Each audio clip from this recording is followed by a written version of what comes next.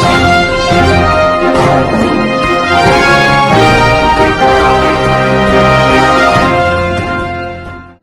દર્શક મિત્રો, આપ જોઈ રહ્યા છો મુંબઈ તરંગ ન્યૂઝ. હું છું એન્કર અર્પિતા પટેલ. હવે જોઈએ અગત્યના સમાચાર. નમસ્કાર દર્શક મિત્રો, મુંબઈ તરંગ ન્યૂઝમાં આપનું ફરી એકવાર સ્વાગત છે. 22 જાન્યુઆરીના રોજ જ્યારે રામલલ્લાની પધરામણી થઈ રહી છે ત્યારે રાજકોટમાં તમે જોઈ શકો છો કે અયોધ્યા મંદિરને અનુરૂપ એક આબેહૂબ પ્રતિમા બનાવવામાં આવી છે શ્રી સનાતન ધર્મ રક્ષક સમિતિ રાજકોટ દ્વારા, કે જેના વિજયભાઈ વાંક દ્વારા જે આયોજન કરવામાં આવ્યું છે એ આયોજનને લઈ આપણે વાત કરીએ વિજયભાઈ સાથે. વિજયભાઈ, 500 વર્ષોથી જે દિવસની રાહ જોઈ રહી હતી એ 22 તારીખે જ્યારે રામલલ્લા અયોધ્યામાં પધારી રહ્યા છે અને એને અનુરૂપ પ્રતિમા તમે જે રાજકોટમાં બેસાડી અને લોકોને એ જ અહેસાસ અહીંયા થાય એનું જે આયોજન કર્યું છે, તો શું કહેવા માંગુ છું? પ્રભુ શ્રી પધારા મારે ઘેર અમારા કાર્યક્રમનું નામ ને ટાઇટલ છે.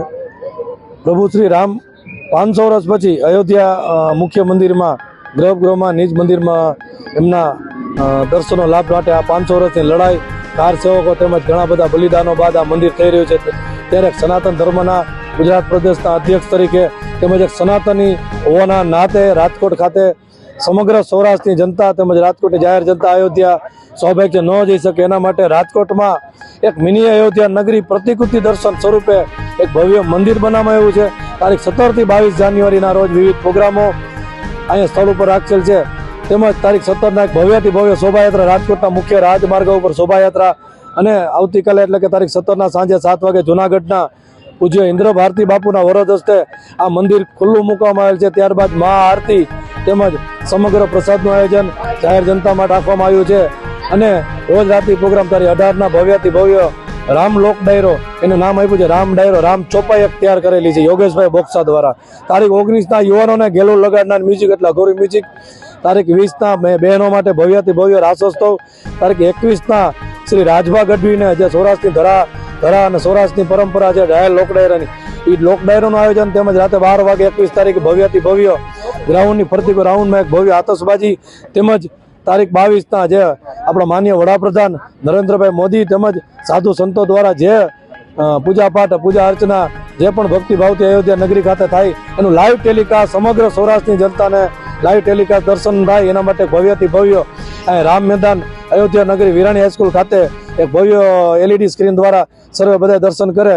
તો આપના માધ્યમથી રાજકોટ તેમજ સૌરાષ્ટ્રની જાહેર જનતાને આ કાર્યક્રમમાં પધારવા બધાને વિનંતી. જય શ્રી રામ. જે રામ મંદિરને લઈને જે પૂરા વિશ્વમાં અને ભારતમાં સૌથી વધારે જે ચર્ચાઓ થઈ રહી છે, જે સુખદ અંત આવ્યો છે, અને જે 22 તારીખે જે રામલલ્લા અયોધ્યાની ભૂમિ પર વધારવાના છે, ત્યારે એમની આબેહૂબ પ્રતિમા સ્વરૂપ તમે જે રાજકોટના વિરાણી ચોક ખાતે જે આયોજન કર્યું છે એના વિશે શું કહેશો? સનાતન ધર્મ રક્ષક સમિતિ દ્વારા આ આયોજન છે. આવતીકાલે 17 તારીખે ઓમ 5 દિવસીય કાર્યક્રમ છે, 5 દિવસના અલગ અલગ કાર્યક્રમ છે. પણ આવતીકાલે બપોરે રાજકોટનું હાર્ટ એટલે શાસ્ત્રી મેદાન ત્યાંથી એક ભવ્ય શ્રી રામ શોભાયાત્રાનું આયોજન કર્યું છે. એ શહેરના રાજમાર્ગો પર ફરશે. અલગ અલગ શહેરના રાજમાર્ગો લગભગ શહેર આવરી લેવાના છે. એ ફરી અને અહીંયા એ પૂર્ણ કરવાના છે. મંદિરની પ્રતિકૃતિ જે છે એ દર્શનાર્થે કાલે ખુલ્લું મૂકવાના છે. વરદ હસ્તે માનનીય શ્રી ઇન્દ્ર ભારતી મહારાજના વરદ હસ્તે ખુલ્લું મૂકવાના છે.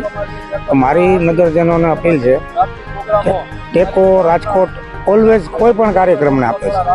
રાજકોટની એક તાસીર છે કે ભારત હોય એની સાથે જ રહીએ. તો ભારત દેશની સાથે બધા અહીંયા જઈ શકવાના નથી અયોધ્યા માટે 5 દિવસે આ કાર્યક્રમ કર્યો છે. તો વધારેમાં વધારે લોકો આપના ચેનલના માધ્યમથી હું એમને આમંત્રણ આપું છું કે વધારેમાં વધારે લોકો આમાં જોડાય, વધારેમાં વધારે લોકો આ કાર્યક્રમનો માણે અને રોજ 17 થી 22 વધારે એવી મારી નગરજનોને અને બધાને અપીલ છે.